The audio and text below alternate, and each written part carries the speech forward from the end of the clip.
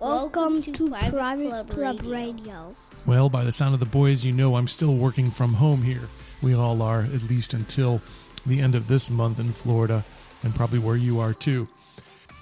Well, because we are all working from home, and this might be the first time you've ever had to do it, I thought it would be great to get someone to come on and talk about how to be productive working from home. And so Hannah Eanes of the Professional Club Marketing Association is going to join us today to give us her top tips on getting started working at home. She's got 5 great tips for you.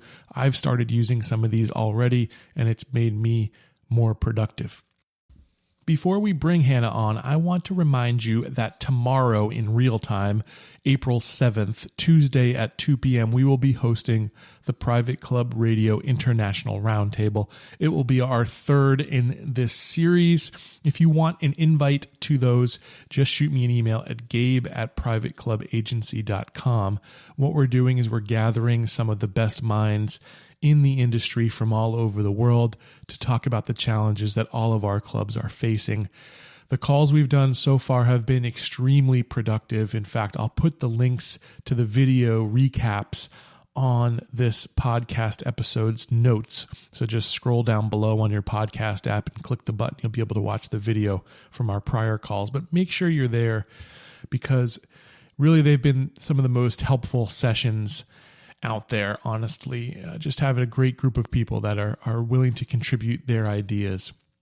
So make sure to join us Tuesday at 2 p.m. And if you can't make it, make sure you catch the replay and get on my email list so that you can get notified of all the tips that we are sharing. Again, just shoot me an email, gabe@privateclubagency.com, and I will get you on those invite lists. Without further ado, let's bring Miss Eanes on to the show. Well, my next special guest here on Private Club Radio is Hannah Eanes of the Professional Club Marketing Association. Hannah, good morning to you. Good morning, Gabe. How are you today? I'm doing well. I am sitting here working from home, and you might hear my children running around in the background, and I think I'm not alone. How about yourself? Likewise, yeah. Mine are just about to head out the door, so hopefully it'll be peace and quiet here shortly. How old are your kids now? I have a 3-year-old and a 1-year-old. Yeah, so they are headed over to their grandparents this morning, and I'm sure they'll have a fun-filled day. Yeah, my kids are now just turned 4 and about to turn 7 in a week or 2 here. And yeah, I think a lot of people are going to be in the same boat as us, working from home. And you just recently put out some amazing tips for people who probably have never done it before. If you're a membership director or even a manager or some position at a club, you've probably never had to work from home in your life. And so I know you guys are providing some advice, and wanted to kind of get your take on it. Yeah, I certainly wish we could be welcoming everyone to, the world of remote work under better circumstances. This is certainly a crazy time, and we hope this finds everybody doing well. Yes, we have been so fortunate to kind of already have a remote work culture in place. And for me, I've been working from my home office for almost 10 years now. And just as I was talking to some of my friends in PCMA and some of my friends in the industry, there was just a lot of question marks as to what the next, couple of weeks, couple of months is going to look like. And I know for me, when I transitioned from working in a private club and, all of the energy that everyone is used to receiving from their members, from the events that are happening, from all of the exciting new menu rollouts, I'm sure there were a lot of great membership promos that people had been working really hard on, that they were looking forward to releasing for the spring. And so it's really difficult to kind of go from an environment where you have access to so much collaboration to a more solitary place where, you really have to be your own source of inspiration, your own source of creativity. So I just put together a few kind of preliminary tips that I feel helped me kind of initially during that transition, because it is hard. You go from working 60 hours a week to an entirely new routine, maybe an entirely new set of hours. As you mentioned, maybe have some kids that you're trying to juggle in the mix. So, like I said, I kind of wanted to put together a few things that really helped me out of the gate. That's perfect because like you said, a lot of people are doing this for the first time, and this is going to be really helpful for them. So let's start off with tip number one. What you have, Hannah? Awesome. Thank you, Gabe. Okay. I think the first one is hopefully something that a lot of you have already incorporated into your daily routine. If you haven't, it's going to be essential, and that is to exercise. It's not something I enjoy doing. It's not something that I did initially when I started working from home, and I could really tell a difference once I incorporated it into my routine. I think, like I mentioned, transitioning from that 60-hour work week to kind of being at home in a more quiet environment, that exercise really kind of brought me out of maybe a more quiet mental space. So I think you really need to commit to moving your body, whether it's in the middle of the morning after you worked through your emails before you start your content creation. Maybe it's in the middle of the afternoon when you're starting to feel maybe a little lethargic. I think just regardless of the time of day, you really need to find some time to move your body. You will not regret it. You are going to be responsible for generating that energy for yourself. You are responsible for generating that encouragement and that stimulation. And so I think, we all know it's hard to get into a workout. It's hard to motivate ourselves to go and do it. But after we do it, we all feel that sense of fulfillment. And that fulfilled mindset is really going to set us up for a great day of professional output. So exercise is definitely number one. I love Number that. two is getting dressed. Let me stay on that one, because I think the other point there is that even though you feel tired exercising, when you're done exercising, you actually have more energy generally. And so I think if people were to make sure that they get into some sort of routine like that, it might be hard in the beginning, but certainly it's going to pay off with dividends. So that's a great tip. Go ahead with number two.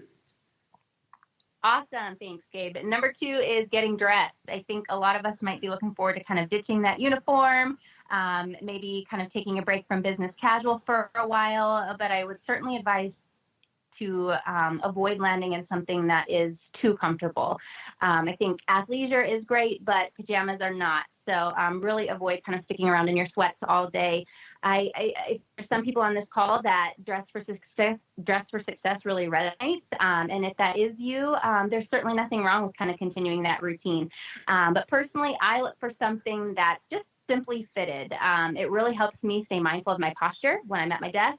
And it obviously deters me from that easy walk into the kitchen. It's going to be much easier to snack. It's going to be much easier to look for those distractions. And so when I'm in something that's comfortable but not too comfortable, it really kind of helps keep me focused and feeling better about myself throughout the day. That's what I wouldn't have thought of, but I think you're right. I was in my pajamas yesterday myself, and I don't think I was all that productive, but I did change clothes like middle of the afternoon. I felt a lot better all of a sudden, so I can see how that could certainly work. Right. Well, and when I mentioned, it helps you be mindful of your posture. I think, if you are staying in your sweats, if you are staying in your PJs, you're much more likely to go work from the couch, right, or to maybe just pull your laptop and sit in the bed. And, that's not as comfortable if you're wearing a pair of jeans. And so I think if you are just mindful of your posture, it really does help throughout the day in feeling alert and that productivity. Yeah, 100%. What's next on your list there, Hannah? Next, I have lighting, and I'm sure there's a lot of scientific reasons around the importance of lighting. I've set up my office in a variety of different locations in all the places that I've lived over the last 10 years. But my favorites by far have featured great lighting. And so I think if you can find yourself situated near a window, that will really be ideal. I think the big thing for all of us on the call is the importance of being prepared for video conferencing and really having access to that good lighting. It's going to help you look more alert. It's going to help you look more professional when you're calling into maybe your virtual committee meetings, your virtual board meetings, your team meetings. You really want to carry over that professionalism, even when you're working from home. You want to instill that confidence that even though you're not at the club, you are prepared, you are working towards a goal, you are offering solutions, and that lighting will really help, I think, set you up for success there. Yeah, that's fantastic. Yeah, it's setting the whole mood for sure. I mean, I think that, there's something to feng shui for sure, and that lighting is a big part of right. that. Yeah. Yeah, that's not my area of expertise. And like I said, I'm sure there's a ton of scientific reasons why that good lighting is great for you. But I think, primarily right now, video conference is a go-to solution, and we've got to prepare ourselves for making the most of that. Yeah, like you said, a good window there is probably the best thing for that. Just getting some nice natural light. Plus, it's good little vitamin D on your skin wouldn't hurt either, right? Right. Cool. All right. What's your fourth tip for us, Hannah? All right. Last but not least, listing your to-do list. I think most people on the call probably have some sort of a version of this that maybe guides their daily productivity. But this is going to be more important now than ever. Before you finish each work from home day, it's going to be essential that you prioritize for yourself what your expected output is going to be for the following day, because you're going to be waking up to a whole new set of distractions. Maybe you have kids at home. Maybe there's some projects that you were hoping to do. And so by committing to kind of a well-organized task list, it's really going to help you refocus when you're drifting. It's going to help you avoid some of those distractions. It's really going to help you be mindful of what your output still needs to be. Additionally, you might not be working your typical hours, right? Typically, maybe you're working on phone calls and emails in the morning. You may have to reallocate some of that administrative work till after bedtime. And so by really just having a clear picture of what your output needs to be, it will be much easier to ensure that it gets done regardless of the actual time, because these new routines are going to be a huge adjustment for not only you, but for everybody in your household. So I think that will be a really big one. For me, it's even worked. I mentioned I have a 3-year-old, and, she has a really hard time understanding, that mommy has to work and I can't play. And so even when I'm able to kind of show her my list, and then maybe make a list for her, it's been something that's helped us kind of navigate them understanding what we're all doing now in this in-home environment, right? I love that. In fact, I'm going to use that because yesterday I had the exact same thing happen to me. My 6-year-old was all over me, kind of, Daddy, when are you going to be done? When are you going to be done? I kept telling him, I think an hour, maybe half an hour, and every 5 minutes he'd bust back in the room asking me. So I think that having a list like that would be really helpful for him to understand what needs to be accomplished. The other tip I think that I've realized just doing to-do lists for some time now is oftentimes what I think is a priority in the moment. Generally, I realize maybe the next day or later on in the week that that's not such a priority. I think right now all of our priorities have been shifted, right? So maybe another thing that I would add to that is put together a list of just, kind of a brainstorm list of things that you think are priorities, and then take some time later on to really decide what you're going to work on first and adjust that order of how you'll tackle those things. I think is really important. You're so right, Gabe. I agree with that. And the other thing I didn't put on this list, and I probably should have, is making time to learn. Making time to read articles and things like that, because you can't just walk into someone's office and say, hey, can you help me with this closing paragraph? Or, right. Hey, can you help me with the tagline or the subject line of this email? And so by really making time to kind of feed your brain and kind of stimulate that creativity, I think that will be a big one too, because again, you're kind of relying on yourself to be solution oriented and to check things off the list. It's great advice. Each one of those tips was fantastic, Hannah. I appreciate it because a lot of people are going to need it. As we said, a lot more of us will be working from home here the next few months, and that's going to help a lot of people out there. Before I let you go, I want to talk to you about the conference. Obviously, kind of everything is in flux right now. A lot of events have been canceled, and a lot of interruptions to travel and events have taken place. I'm hoping that we can get there in September for your conference. I assume right now it's still on. So tell us about what's going on, where the conference is going to be, and what people can look forward to. Yeah, so thankfully our conference isn't taking place until later in September 21st and 22nd. So I think we still have some time to make some decisions around our plans for conference. As of right now, everything is a go. We were hoping to kind of take everything online, this week, but with all of the circumstances that the coronavirus has presented to all of our members, we're just going to kind of wait and let our members kind of be where they need to be and have their minds present where they need to be. And then we'll kind of ramp up our conference marketing once hopefully all of this settles a little bit. But with our annual conference, as always, you can expect a mix of education. We have general keynote sessions, we have breakout education, and then our most popular is our roundtable discussions. And so I think that's what our members value most, is just the opportunity to have a diverse learning environment when they're on site together. We're going to be in the beautiful Colorado Springs. I had never been before our site visit, and I absolutely fell in love. It's a beautiful part of the country. I hear September is the absolute perfect time to be out there. And there's beautiful clubs that we'll be able to take our members to for some of our off-site club experiences. So we're really excited, and we hope, and in the midst of all this craziness, our members are looking forward to it too. Wow, that sounds like it's going to be pretty awesome. And might I suggest you have a work from home track during the conference? That might be a good topic. Because it's interesting, Gabe. Yeah, our industry, hospitality industry in general, working from home is not something that is natural to us. But I think it's I don't know you, but at CMAA and at other conferences that I've attended with my industry peers, there's some concern for the future of our industry and the workforce. Yeah. And, the amount of hours and whatnot is kind of a deterrent. And, this isn't a great reason to kind of be adjusting to this idea.